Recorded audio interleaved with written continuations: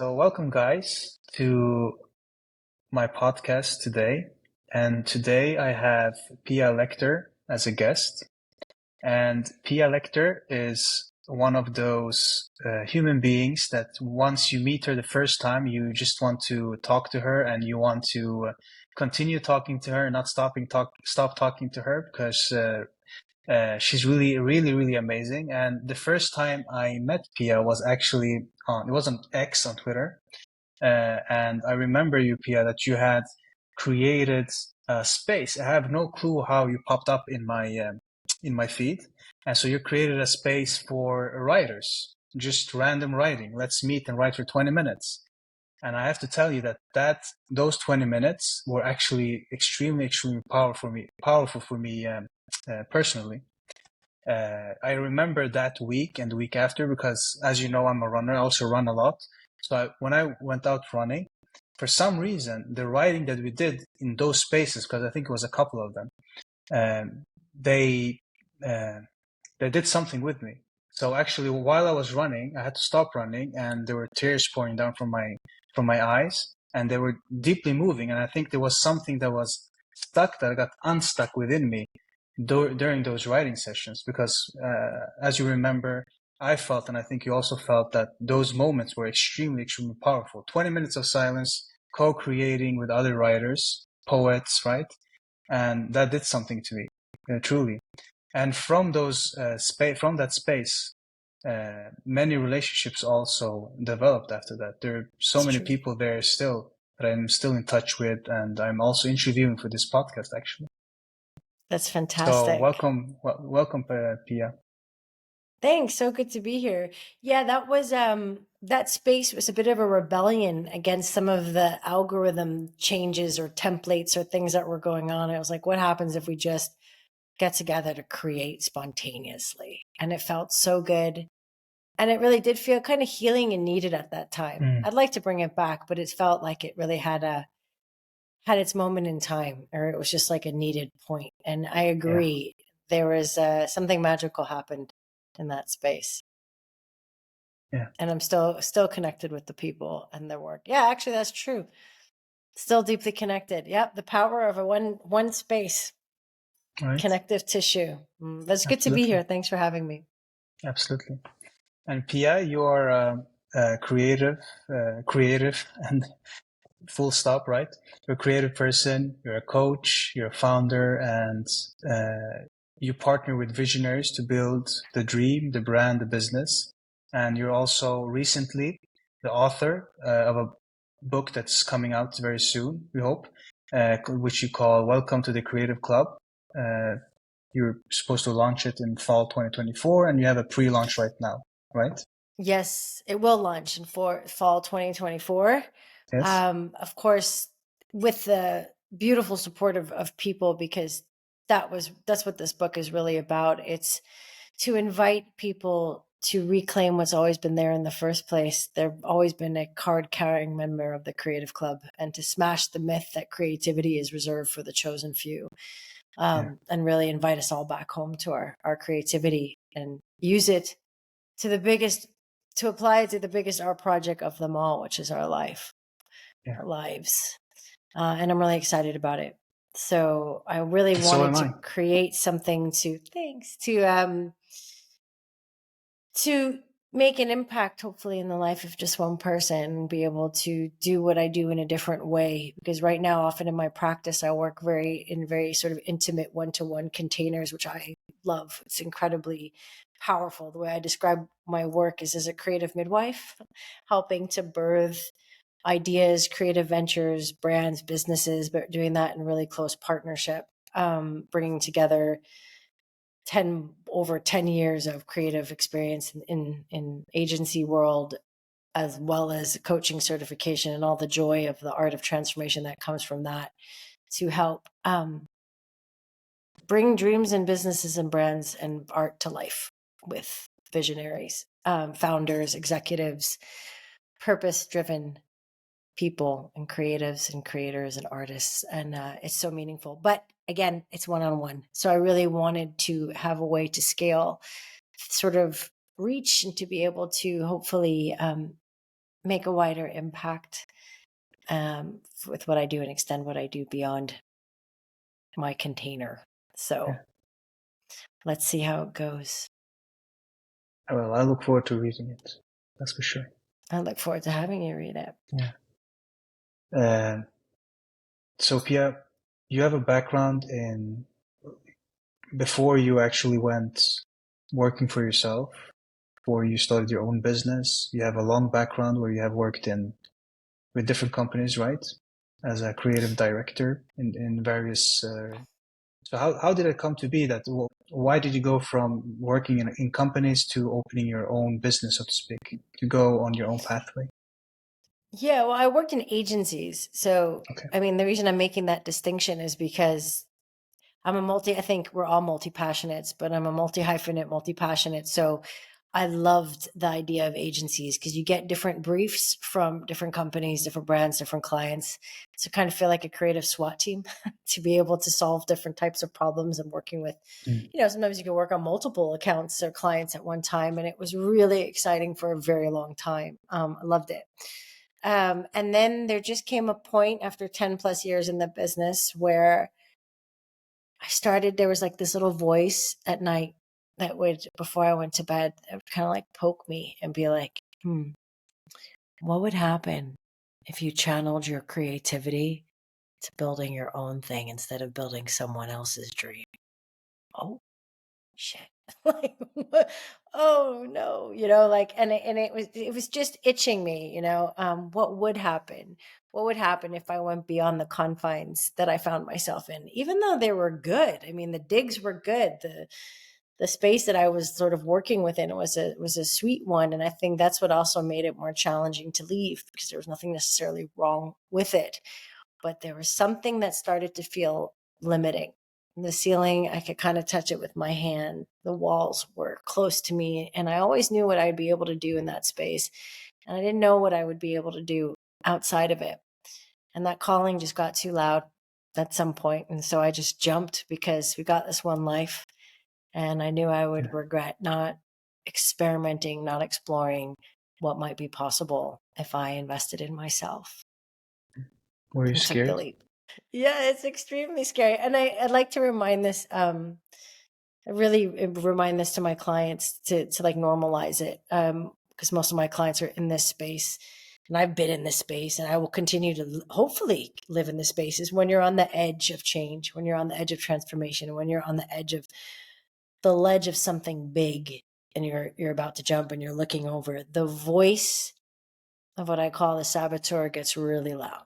Hey, watch out. What you doing? Come back. The couch is really comfortable. Oh, don't jump. You might fall. You might fail. You might fall on your head. Everything could go wrong. No. Come back to safety. And it's just a voice that's trying to keep us safe, right? Trying to keep us in what we know. But it's just to normalize. It gets really loud when you're right on the precipice. And it feels really scary, because you don't know where you're going to land or what it's going to look like. And so, hell yeah. But scary, but it's also thrilling for exactly the same reasons, because you don't know what will happen. You don't know what it will look like. And I think the beauty is knowing that you can trust yourself, that even if you land funny and hurt your ankle, you'll be all right. Most of the time, you'll land beautifully, right?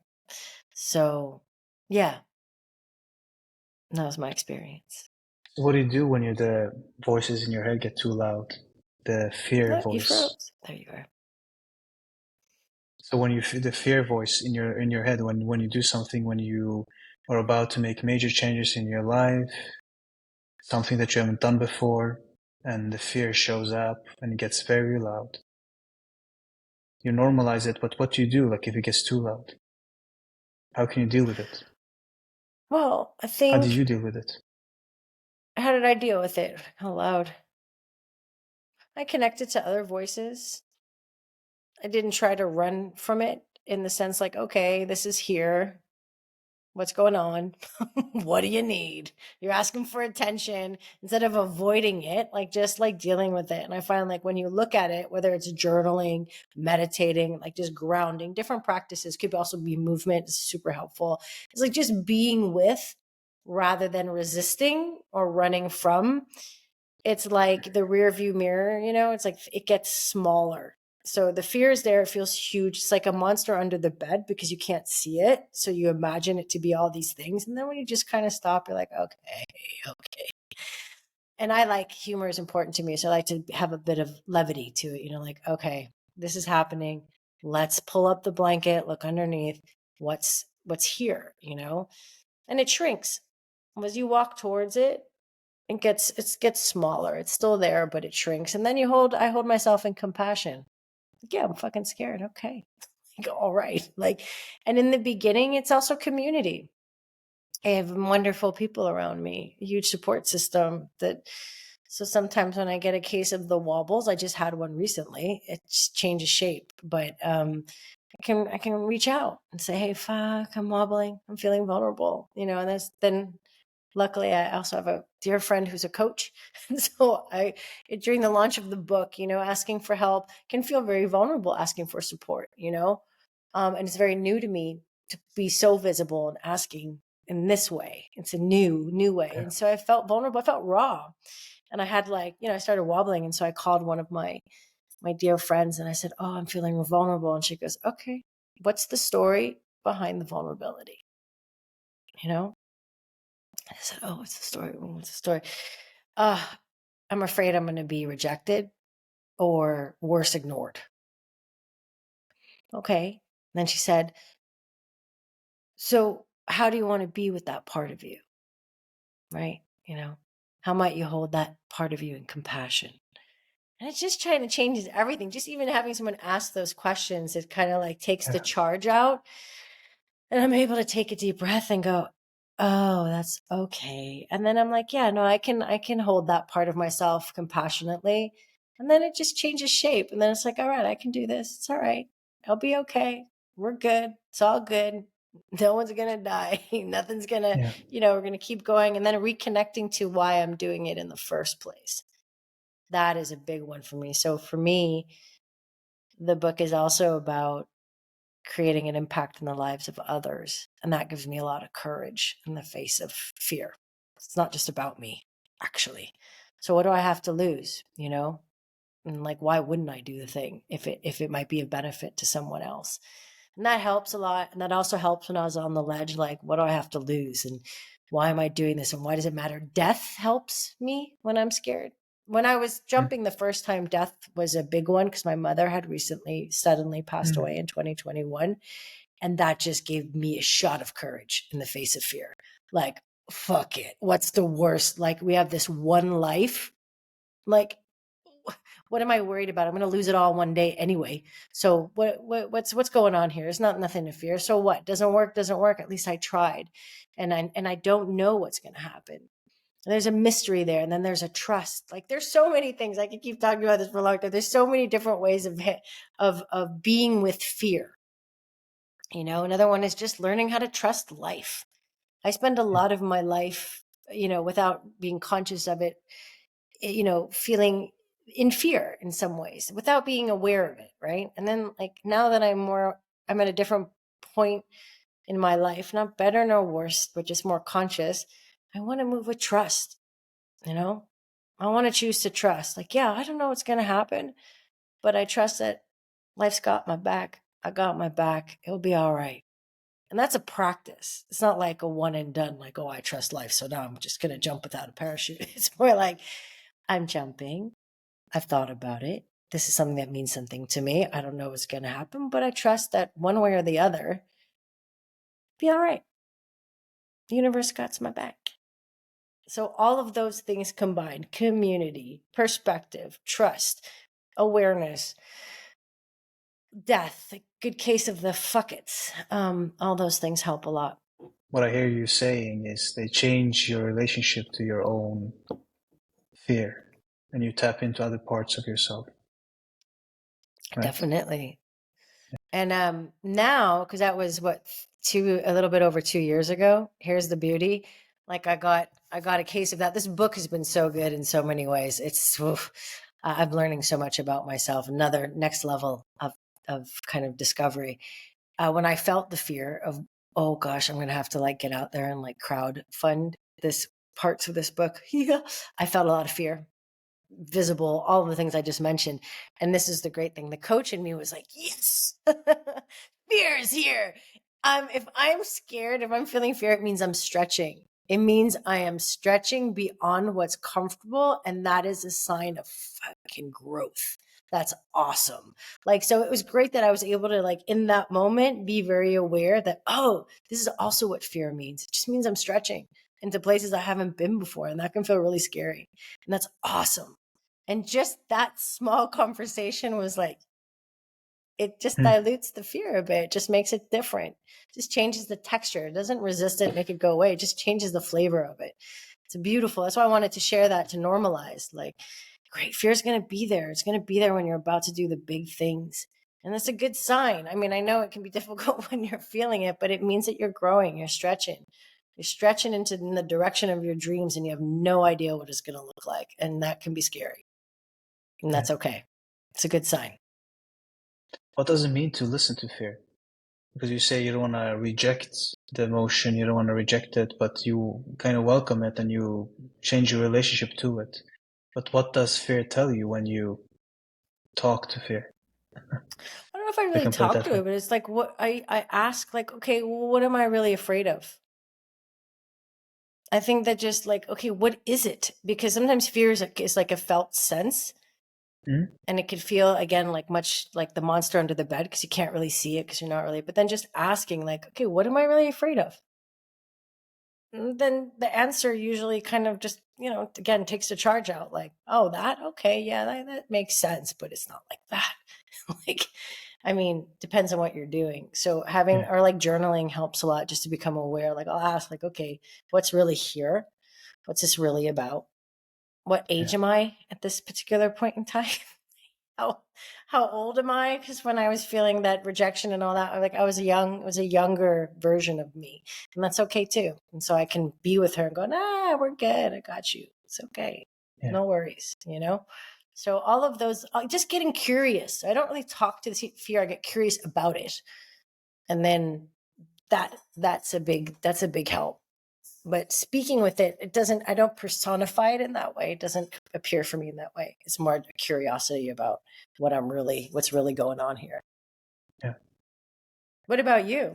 Tell me about how do you deal with fear when you're making big changes? And you have been making quite a few big changes in your life, as far as I can see, right? With business, yeah, for sure. With the podcast. Yeah. What does it look like for you? Fear shows up as, I think, thoughts. I have thoughts, so I go haywire. My brain goes haywire. I'm not so afraid of, like, this stuff is not, I'm not afraid of starting a business. I'm not afraid of, I can't say that starting a podcast has been something that I'm afraid of. But for example, we have been talking, I mean, my wife and I have been talking to about moving back to the States, for example, and living there for various reasons. And that's something that scares me a lot. And I go back and forth on whether I want it truly, fully, or not. I'm not sure if I want to do it or not. That's something that scares me. And the fear, it shows up as changing my mind, right? So I have different thoughts. One day I see, okay, I don't want to go there because, and then there's a bunch of thoughts. And the second day is like, okay, yes, we need to do this. I have a full body, yes, and everything is yes, we need to go there. But then ask myself, why do we need to go there? Why do we need to move? And then all of these things show up as well in me. So for me, fear shows up as confusion, in one sense. Confusion. It shows up in my body as it makes me constricted, especially if I don't allow it to take space, right? As you also do, I do practice meditation.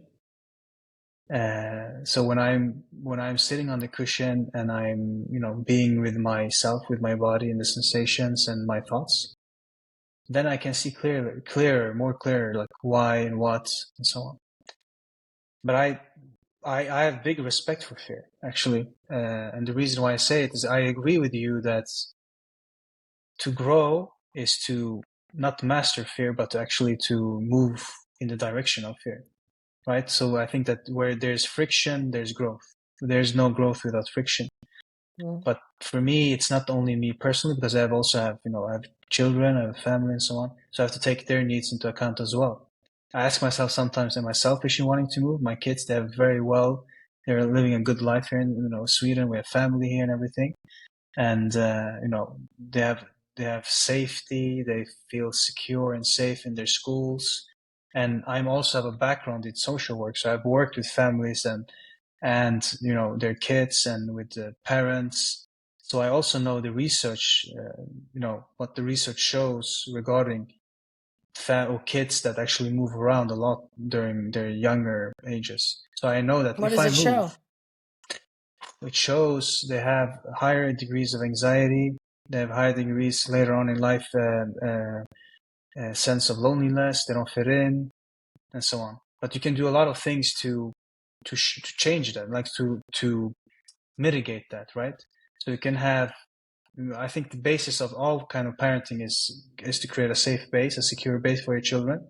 So even if you were to move, for example, if you were to move, I know what I would do. Like I know that my wife and I are very well aware of the fact that they need security, they need routine, they need predictability, they need a good school, they need us to help them to get into new relationships at school and with friends quite, not fast, but like quite meet, so it becomes like a natural move for them as well, because they have a life here as well that, they have friends and so on that they are leaving behind in one sense. So there are a bunch of questions that show up for me, and it knocks me off my butt, so to speak, or knocks me in the butt, so to speak. Fear, that is. So yeah, it's something actually I struggle with, I have to say. But I'm not afraid of many things. Very few things that I'm afraid of. I think, yeah, yeah. So, what are you afraid of when it comes to the move? Well, for my kids, I mean, if I think only from their perspective, with their needs, their life here in Sweden is very good, right? They have good schools. They're happy in their schools. They have an extensive family. We have an extended family here in Sweden as well. So they have like all their aunts, they have uncles, and they feel safe. And for kids to grow up safely, they need that kind of safety. And my oldest daughter, she says, I don't want to move. She's 7. And because she will miss her friends and her school and everything, because this is their life, this is the world that she knows. And that's the first thing, I think, that I'm afraid of. And the second thing is like, okay, in Sweden, it's a different system here. We have a social democratic welfare system, as we call it. It's actually a name for a type of welfare system. The Nordic system, where we have extensive welfare system with healthcare provided and everything in the taxes, right? So safety, I'm afraid of lacking safety if you move there, and so on. I think that's what I'm afraid of the most, that it will be a choice that will have a bad impact on my kids, and that we will struggle when we get there, right? Those are things I'm afraid of. And I get curious about, if those are the things you're afraid of, then what's drawing you to America? Well, we talked before. One of the things that we talked before we recorded this podcast is the weather, right? That's one of the things. There's certainly the weather, the warmer weather. We do have family there as well. I think one of the things that is driving us there is different culture. Something new, a different culture that's more vibrant, I guess, more outgoing, and more opportunities to expose ourselves to, because I know how much environment makes difference for growth as well. It's not only fear, right? So environment has a huge impact on your well-being, has a huge impact on your creativity, and has a huge impact on your, how you feel about life in general. And we have come to this point that, we feel Sweden is boring. Mm. Yeah. I'm hearing the fear that I hear, and you can let me know if this lands or not, is uncertainty, the unknown. Uncertainty. Yes. You don't know what it will be. For sure. I have a fear of uncertainty, yes. Mm. Yes, that's true. So And how do in you want to be with uncertainty? the uncertainty, I want to accept it, to be with it, to live with it, and I've become better at it. To not having the need to control, not needing to know, having the need to control the future, all variables, right? But I need to control enough to make sure that my family is safe. I see that as my primary task as a father, as a husband, to make sure that And how we're would you good. how would you control that? Well, there are certain things I could do personally. Obviously, economically, it has to work for us when we move. That's the basis, I think. The second part would be to make sure that they have good schools. That my kids go to schools where I feel comfortable that they will get not only the education, but also a social environment that's very good for them, physical environment that's good for them, and so on. Those are the things I need. That's Okay. nothing else. Yeah. That sounds clear. Yeah. So the certainty that you can give your family in terms of safety is the economic foundation that's required, and knowing that your children are in good schools.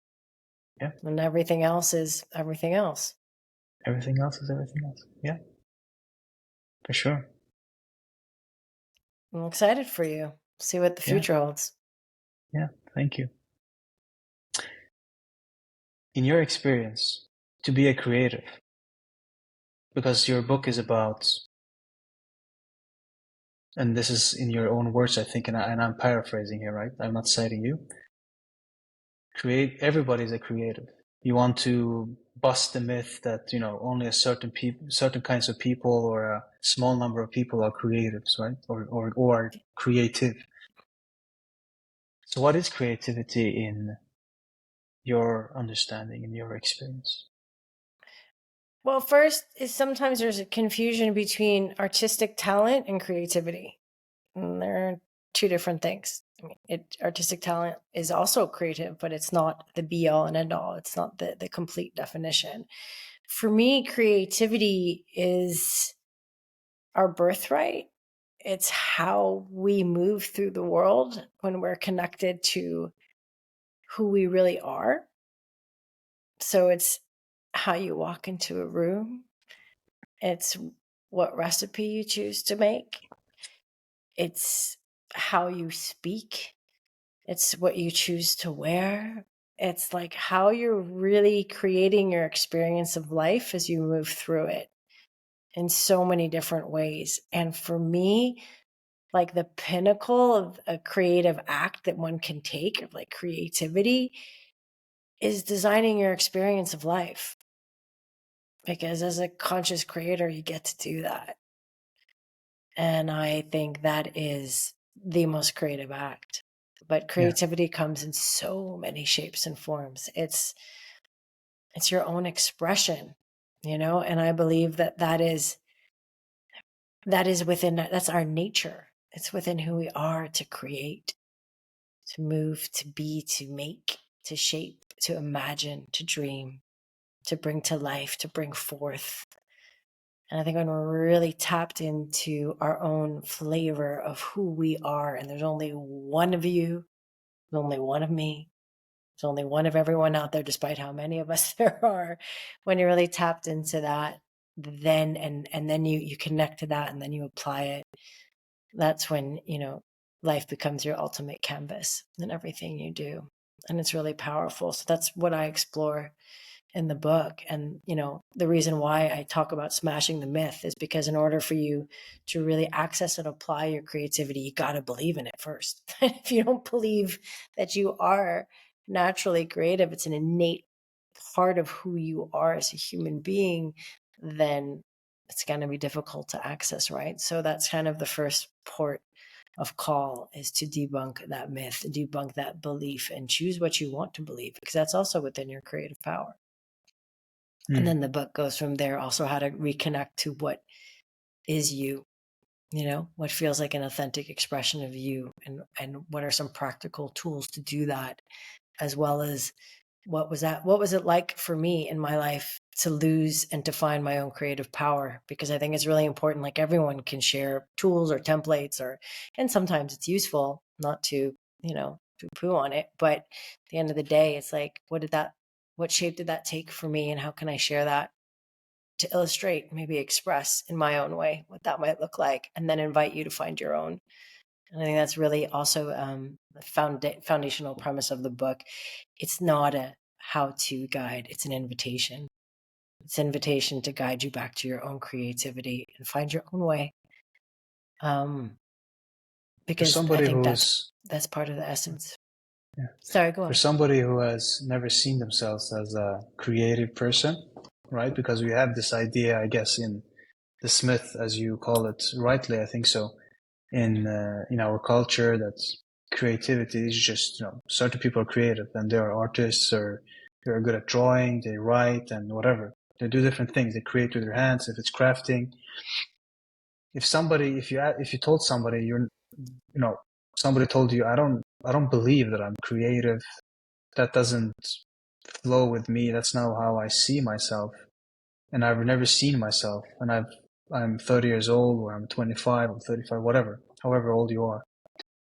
What's the first step you would tell me, like, no, not to convince me, but to invite me into a new way of being? What's the first step? Is it just simply to drop the belief, or is it a choice, or how do you tap into something that's so deeply, because you say that's your birthright and it's so innate in us, right? We're innate creators in one sense. That's our very nature. How do you tap into that if your belief stops you from doing that, or from seeing actually what you're doing? Maybe you're already doing it, but you don't see that that's what you're doing. And why does it matter that you see that you're doing that? Those are a lot of questions. I'll try Yeah, to sorry. take one. No, it's okay. I think, well, the first thing is looking at what it means. So redefining it, right? Like, what is creativity? So that it's just exploring what that means, what it means to you, and what it means, and how there is sort of proof that we're all creative. And luckily, beautifully, with neuroscience, we could see that our brains, like, we survived as a species, as Homo sapiens, because of our creativity, because of our capacity to be able, there are different theories, and no one can prove it's too far back, but there's no evidence to this, but there are different theories about why we specifically survived, let's say, from the Neanderthals. And there is some evidence, at least that points to, not conclusively, that it was our ability to tell stories. This was Haval's book, Homo Sapiens. Fantastic read if you haven't read it. Yeah. And that's what was our ability to believe in something, to tell stories that united us in larger groups, that we were able to dominate and then survive, right? And other humanoid species like the Neanderthal. So that's one way of looking at it. Then there's like updated neuroscience that shows how the brain works and what's required for creative thinking. And there are different parts of the brains that get activated when we are thinking creatively. And one is sort of the central network, which is sort of what you do when you're planning or you're evaluating, that lights up. But then there's also the imagination network, which is sort of this beautiful sort of, it's not unconscious, but it's what's happening when you're not doing anything. It's like when you're not thinking about anything, when you're daydreaming, like all the beautiful connections that are starting to be made underneath the surface. There's a reason why we all have aha moments in the shower. It's like your imagination network at play. And I use some of this just to kind of support not only the belief, because it's not just a belief, but the idea of like, this is a central part of what it means to be human. Right. And creativity is also solving problems. Everyone's a problem solver. How you creatively solve problems is an example of what it is to be creative. And I think it'd be difficult for someone to argue that at that point, So I think there's just a lot of different ways that strings that I pull on and weave together that, attempt to sort of redefine and support the theory that creativity is an innate part of who we are. That's one thing. Depends on how you work as a human being. First, if you came to me and you're like, I don't really think I'm creative. First, I'm not going to convince anyone of anything. But if you're here and you picked up the book and there's interest, then I would really get curious about the person. But we're not having a one-to-one. But I would get curious, like, okay, how's that working for you? This belief that you're holding about you not being creative. I mean, usually there's a story in everyone. There's an idea in everyone. Someone is looking itching to create something. There's usually often a need. So maybe that person who picked up the book has that same itch that I had before I went to bed, or that same little voice that there's something calling them. They're like, oof, but am I really creative? Can I really do it? I don't know. Pick up a book and then we'll start looking at what it means, what creativity means, how it's just connected to who we are through not only my opinion or personal experience, that too, but also through research. And then invite you to think about what stories you hold. What scripts are you reading from? Are they yours? Are they working for you? Is it something you want to keep? Something you want to let go of? And then getting really curious about what makes you you. And asking also, what is it that you're being called to bring forth into the world? So it's a journey. There's a series of different steps, but I'd love for this book to be something that's a felt experience that people take along with them, and they could just pull out a chapter and read it whenever it feels needed and get something from it. So you can journey with me in a variety of different ways. But ultimately, it's an experience I'm inviting people into, not a how-to. This is what you need to do to be creative. Follow step one. Like that's not the spirit of the book. I think there's nothing wrong that there's time and place for that for sure. So I'm not criticizing that. It definitely can be very, very useful, but that's just not the spirit of what this is inviting people into. Yeah. I don't know if that answers all your questions. Absolutely, not all of the questions. So I am a creative. I'm a creator. Why does it matter to frame myself as such? Why do you think it's important to use that label? I don't think it's a lingo. It's just, if you don't believe that you have the capacity to create, especially your life, then you won't. If it's like, what is it? It's the Henry Ford, quote, whether you believe you can or you can't, you're right. Yeah. So I think it's not really about the label. It's more about becoming aware of how you're labeling yourself. And if that's something that limits or frees you, again, it's curiosity, not a right or wrong. Yeah. So it's more about that than it is about the importance of labeling something as creative. Just being aware that they're labels, and the labels inform your experience. Just become aware of that, and then choose. Yeah. Whether you want to call yourself, you can call yourself whatever you want. Just that awareness alone is a creative act. In my opinion, it's a conscious creative act. When I listen to you, what I hear actually is, and you can correct me if you think I'm not mirroring you in the right way, but what I hear is the fact that I believe that we're all creators, for sure. We all create all the time. We create our lives, whether we're aware of it or not. Exactly. And the invitation is to do so, is to bring all of that into consciousness. We are unconscious of it, right? So bringing it in consciousness means that you can be conscious about what you want, why you're doing what you're doing, why you have been doing what you're doing. Are you doing it because you're aware of it, or are you doing it because you thought that this is what you ought to do, this is what you should do? Or, for me, and in my work with my clients, simply switching from I should do this to this is what I'm doing. From this is how I ought to feel, I should feel like this, to this is how I'm feeling. Or this is what I'm thinking, to this is how I ought to think. has a huge impact on how you view yourself, and also you learn new stuff about yourself, right? So what I hear you saying is simply not, which is not simple. I mean, it's simple, but it's not easy, perhaps, is to bring this creative nature of yours into your consciousness. And I think also language matters. You say labels. I think language is very important, right? If I don't have a language, like you just said, Yuval Harari's book, Homo Sapiens, which is a great book, and we're good storytellers as a human species, and that's like one of the basic. That's how we communicate. That's how we think, and so labels do matter, because if I don't have a language to describe what I'm feeling, if I don't have a language to describe what I'm thinking, actually, what I'm experiencing, then what I experience, what I feel becomes perhaps not known even to me.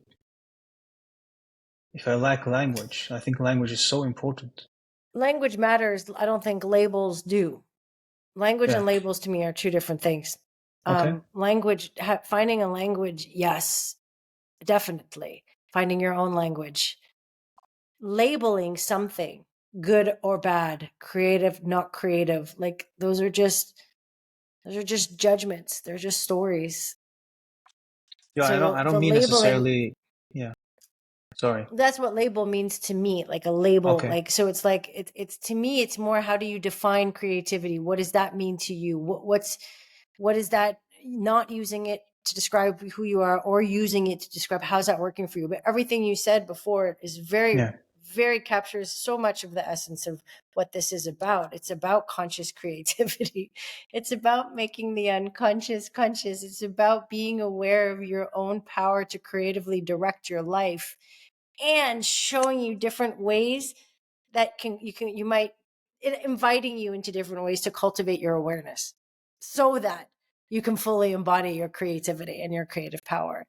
And that's like, it's a journey. They're different. So it's like a book of doors, a book of different doorways that invite you in.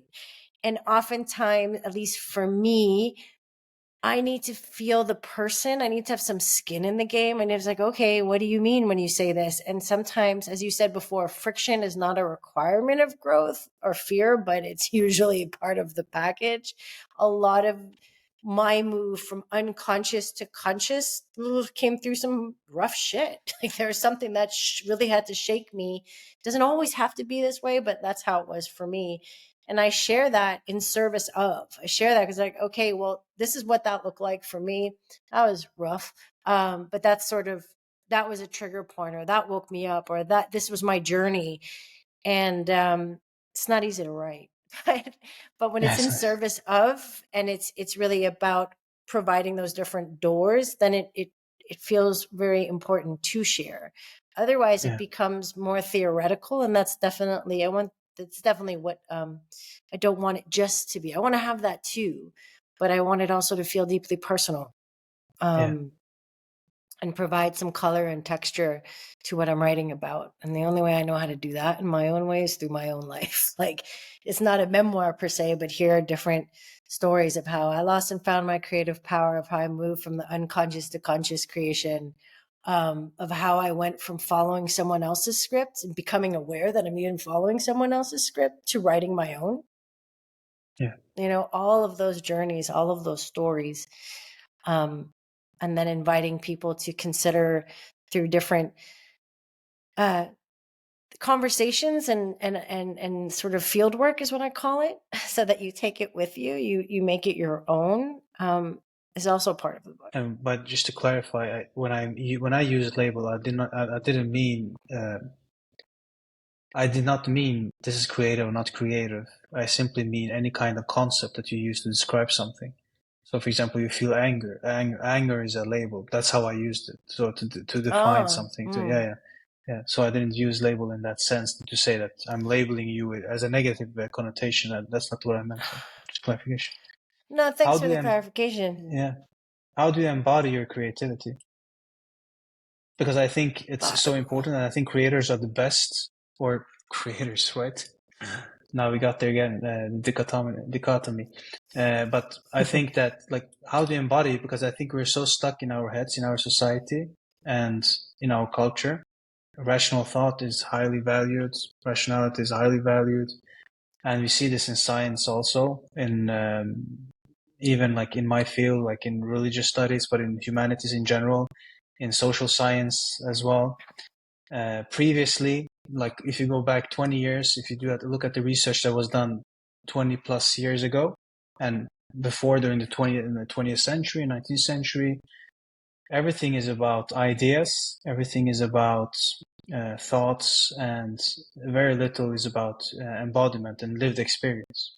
But there's a turn, and we talk about the turn to the body, which happened, I think, with the history of ideas. I think one of the existentialists, or actually was he? I don't think he was he's called an existentialist. I forget the name. I don't know how to pronounce it. It's in French. He's a French guy. Merleau-Ponty, I think his name. He talks about the body and the importance of the body. So he's in a specific field of philosophy, and this was in the 60s, I think 50s, 60s, but it has a huge impact later on.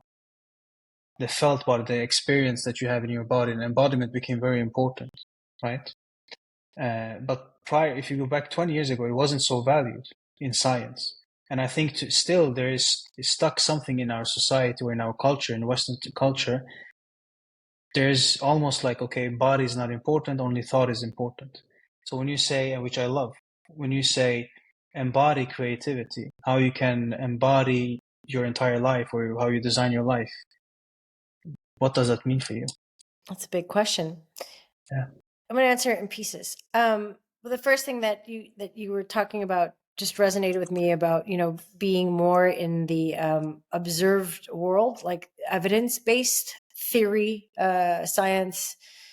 I think we're moving in a more holistic direction. But one of the chapters that I explore is also about intuition. So it's about felt sense and the body, and allowing that also to direct and be part of your own creative direction, allowing your intuition to play a part in that, different parts of yourself to play parts in that, because I think that's what it's about. It's about bringing all different parts of you online.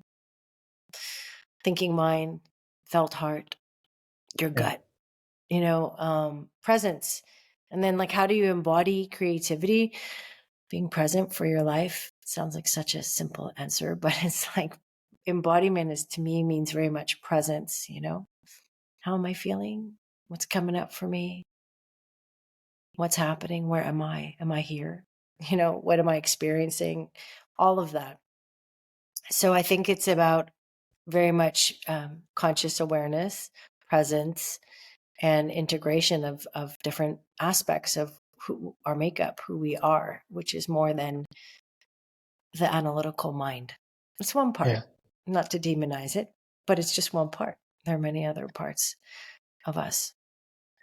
For sure, not to demonize it. And he's Merleau-Ponty. He was let's see here, phenomenologist. So, and I think phenomenology has deep, I'm not necessarily going to talk about this, has deep common ground, like with Buddhist psychology. So the sensations of the body, like he made a flip that everything that we experience in this world is an embodied experience. So even if you think a thought, it's not just thought, right? You have the thought in a body. And it's based on like how you because your body is, how does the body move in this world? How can we describe how do you feel in your body? What are the sensations that you have in your body? And that experience was extremely valued. And for him, it was more about, let's describe what we are seeing. Let's describe how we are feeling. Let's describe our sensations, right? And that was a huge change, right? At least when he did that, and it has only recently been taken into account in other studies as well. Because when I hear you say, what am I feeling? What am I seeing? What am I hearing right now? It's all senses, right? It's embodied experience as well, which I think is extremely important. That's how we experience the world. Yeah. when we're in it, when we're not in our heads. Yeah. It's through everything that's around us. And that's why often I remember I saw a somatic therapist once. She was fantastic. But if you're in a moment of anxiety or feeling unsafe, or, there's trauma or feelings that are coming up, it's like literally, what do I see to the right, the left of me? What do I see to the right of me? How do my feet feel on the ground? What does gravity feel like? Like getting really embodied all through all your senses. What do I smell? What am I tasting right now? And like, honestly, if ever you're having a moment, just to ground to like, what do I see? What do I hear? What do I feel? And it will pass, because it's the mind. The mind is the mind's just doing what the mind does. It makes thought.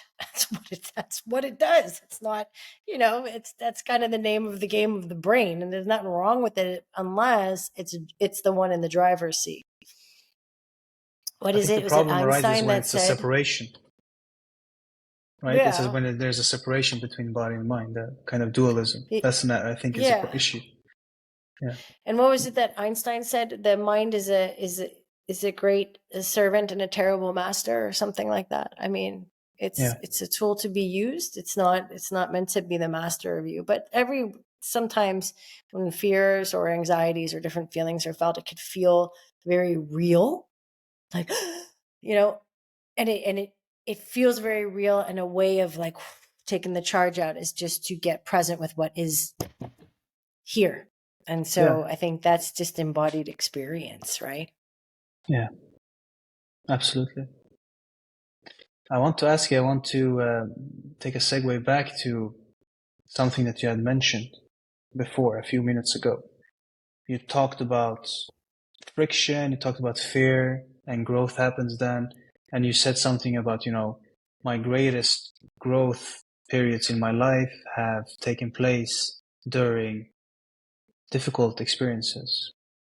So are you familiar with the concept of liminality? Luminality? Liminality. Liminality. Yeah, exactly. So the liminal. Not well enough. So tell me Uh, more. no, so for example, in my doctoral dissertation, I used ritual theory. So I tapped into scholars such as Victor Turner, Catherine Bell, Ronald Grimes, all of these are ritual theorists, and most of them actually had studied like both ancient cultures, rituals, but also indigenous cultures and so on, and that were highly ritualized. So they developed this concept of liminality, which is used mostly in rites of passage. So rites of passage, right? So such as marriage, for example, there's a point where you're not married and then you're married. There's a point where you're dead and then there's the funeral and then you're somewhere else or so on. There are different kinds of rites of passage, or there are passages such as bar mitzvah or bat mitzvah or baptism, for example, if you talk about other religious rites. And there's a point before and after, and in between those moments, in between the before and after, where you have socially, in the eyes of the social community, you have changed. You also change, actually. And in that stage, in between, there's an extremely disruptive moment. So the description that you have from the text that they had studied, and also that I studied, is that those liminal moments are described as fear, as fearful, and for some it was descriptions such as actually sin, really in some religious texts, right? And so such as stench, unworthiness. For some it was communitas, like where all classes in a given society there's no boundaries anymore, but we are actually on the same level. But what struck me most was what they captured in their theory was there is something extremely difficult happening in life, right? Everybody goes through these moments of liminality. Societies go through them, like on a macro level, on individual level, we go through them, where we are in between stages. There's a before and there's an after, even though this is arbitrary, right? And in between, it's extremely difficult to be in between. Difficult in the sense that it can be a very disruptive experience, but it also carries the potentiality for amazing growth, where you become something else, something new. And in the rites of passage, it's something completely new. You're married, or you have been baptized, so you're part of the community, or you have become an adult after the bar mitzvah, or you have entered some kind of a new stage in your life. So that's liminality. So many things, very interesting. One thing that's interesting is it's fascinating because it's also a story. It's just made up. You're married. Marriage is it's a construct. It's just made up. We made it up. We made it up. Absolutely. It's a no social judgment. construct. It's just a construct. And so to think of the liminality, or that space of shame transformation, and all of what's happening before you're married and after you're married, that's also a consequence of that creation. So it's like, to me, it just underscores the power of creation, because it's a bunch of human beings getting together and just making shit up. Like, we're gonna make this thing called marriage or bar mitzvahs or whatever, and then you're gonna have this liminal space in between where you get to experience all these things. And now, since it's sort of normalized in society, everyone expects that ritual to occur, and therefore then it becomes a felt experience. Like, it's just wild if you take a step back and think about it. So that's what was coming up for me. I mean, it's beautiful and profound and all that, but when I just took another step back, I was like, it's also a story. It's also a construct. It's also a creation. Yeah. And what I tried to say was, maybe it didn't come across in the right way. What I tried to say is that they try to describe something that I think is truly real. That when it doesn't have to be a social construct, right? It doesn't have to be social rights, right? They studied rights. So, but what they what they saw in different cultures was that are highly ritualized, that there are rites of passages which try to ritualize certain experiences and social, right? Create some kind of order. And that's obviously, it's made up and it's a social construct. But what I want to get to is that there is this stage of liminality when we, for example, go in between jobs. Yeah, I hear you. I understood what you were saying. I was just sharing my reflections. I got it. It just, to me, that's what stood out to me. Like, it's just really, it made me think. I think the other thing that came up besides that was, I think the more comfortable you can get being uncomfortable, the more that one can figure out how they want to be in uncertainty, the more mystery, magic, and growth potential there exists. So how can you be that liminal? The liminality is this uncertainty. It's a place between who you think you are or where you were into who you're becoming. So exactly, it feels very unknown and scary and all the things you mentioned. But that is also, I think, the truth. Like, to me, that's life. Like, that is the truth of life, is like, we don't know. We're like, there's a constant state of liminality if you think about it, if you really pull the curtain back, because we never know. Anything can happen at any point. That's the beauty and terror of life. And in any minute, in the next second, anything can happen. And it could be something wonderful, or it could be an air conditioner falling on your head. Like, no one really knows. And no one really knows what happens when we die. That is like a huge liminality, like, what happens from here to here. There's so much uncertainty in the world, in a way. I mean, yes, you can have faith, and there are different things that support community, but that's not, I'm just saying that I think the world can feel very uncertain. Experience, and not even the world, existence can. And I think unknown, uncertain, mysterious, what the fuck, all the feels, and we create systems and rituals and things to create a sense of certainty in an uncertain universe where we're on a rock spinning at 1,000 miles per hour across one of I don't know how many trillion galaxies. Yeah. I get that we want something to hold on to and don't need to like exacerbate the liminality. There's already a meta liminality going on, so it's like, can we just turn it down a little bit, and can I just go to my job and get my 9 to 5 and watch my Netflix and like just like chill and forget that the world I'm like spinning across the expanding universe for just a hot second. I get it. I do that. I like to do that sometimes. I mean, I think what a strange state it would be to always be so acutely aware of the uncertainty in which we inhabit.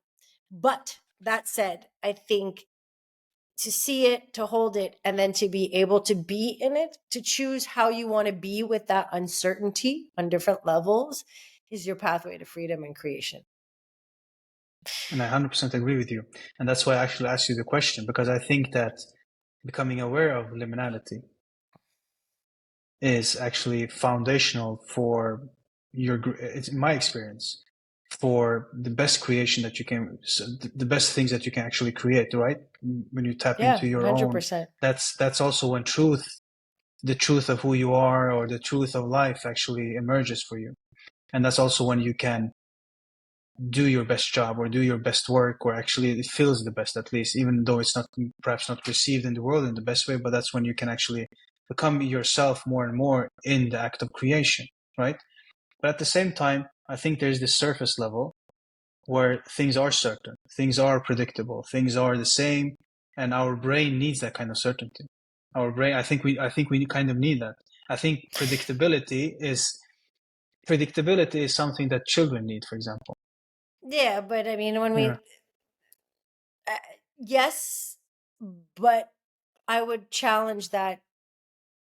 Maybe we can, I mean, maybe that's what it's about. Maybe that's the whole practice, is just strengthening your muscle to be able to be in uncertainty so that you can create that thing, so that you can live more freely, so that you can take more risks, because the whole thing is really uncertain anyway. So why the hell not? Like, I mean, I think at least for me, that's my practice, is like, oh, I don't know what's going to happen. Oh, like, how do I want to be in uncertainty? And it's for me, it's just a practice. It's not a destination. It's not like one day I'm going to wake up and go, I'm cool. I don't know what's going to happen after I die. I'm doing fucking great. No, like, I mean, I don't, some days I don't worry about that. I don't know if I worry at all, but yeah. Anyway, my point is, I think the practice is building your capacity to be in uncertainty, and that what will lead you to a greater sense of freedom and a full life. Because Wonderful. when you're in a predictable state, that is also the antithesis of creativity. If it's predictable, it's not really, it's been done before, and probably by someone else if it's predictable. So I think it requires, cannonballs of faith, not even leaps, but to be able to venture into, I don't know what I'm going to create. I don't know what's going to come of this. I don't know what it is. I've never been here before. I never put these two things. I don't know. But let's see. Let's see. Let's see. Yeah. And I think that's where you're touching your creative power. Yeah.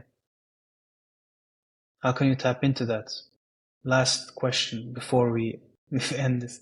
How can you tap more into that sense of uncertainty, or liminality, as I want to call it? And how can you allow that to become a creative force in your own life? For me, the handmaiden, if you want to call it that, I don't know where that word came from, that the partner for creativity is curiosity. And I think the things that are certain sometimes are not always the things that we really desire, but it creates certainty. So, and I think that when we get curious about what we really want, do we really want? What do you really want to create? What do you really want to make? What's calling you? What do you really want? And you get curious about it, because there's uncertainty. There's a bit of unknown in that, right? You know what it looks like now, this and that and this and that. Then add in, like, inject some curiosity. Like, what could it be? Not that it's not saying there's anything wrong with the way it is now, just getting curious. What could it be? What is it that you really want? What's calling you to be created? What are you being drawn towards? Like, and doing it with, like, again, it's a compassionate inquiry. Like, what is it? And then But also, allowing yourself not to have the answers. That's a big one. So some people shy away from just asking the question because it's like, well, I don't know. Can you be with that? Can you still move forward? Like, okay, I don't know what this right piece of writing is going to be. I don't know what the recipe is going to taste like. I don't know what the thing is going to be. I'm going to do it anyway. That's building your capacity to be in uncertainty right there in an act, in a creative act. I don't know. Let's see. It's that energy. I don't know. Let's see. It's so fun. it's Let's play. curiosity. It's curiosity while you're actually taking action as well, right? It's not only in your Yeah. head. Yeah. No, 100%. 100%. Like, it could be first, it could be even curiosity could be, for one example, it could be in a coaching session. It could be journaling. It could be with a friend Yeah. having dinner. Like, what is it that what am I yearning for? What's seeking me out? What am I seeking out? And then playing with it. Check it out. See what comes up when you do the thing. Even when you don't know what it's going to look like and how it's going to turn out. And that's how you strengthen your uncertainty muscle and really move deeper into your own creativity. So much good stuff here, Pia. I love this. I truly love this. Me too. Yeah. So where can people find you if they want to get your book, if they want to get in touch with you, if they want to talk to you, if they want to book something with you? Where can they find you?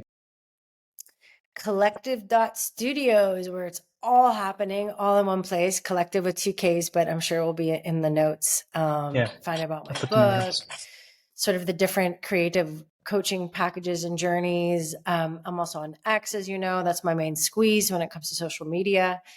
And I have field notes that I share weekly with all of these different thoughts about how to subtly pivot and build the dream and move into uncertainty and creativity. Also sharing some of my stories about what that looks like. And and I've so enjoyed this conversation, our late night chat. I feel like we could have gotten a couple of cups of tea and gone on all night. Yes, I think so too. Thank you so much, Pia. And also, please, I will put her website on in the show notes. And her book is out now for a pre-launch, and it's coming out in the fall of 2024. So please go to her website, support Pia, and I can highly also recommend her newsletter. I read them every single time that she actually sends them, and they're actually good. There's always, I think they come out on, today was Wednesday, Thursdays. came today, right? Thursdays. Tomorrow. Normally they come out. Exactly. And they always a good food for thought, creative good for thought, and makes me stop and think twice at least about what I'm doing and what I want to do. So thank you again, Pia, so much for having this conversation with me and for all the wisdom that you have been sharing with my listeners. And I truly appreciate you. I truly appreciate you. Thank you for schooling me on liminality. Interesting language, because we can say the same thing in different ways. So that was also, there's a lot that came from that. And it's been a real joy talking to you. It's a pleasure connecting every time we meet. I appreciate you deeply. And I hope to see you again soon.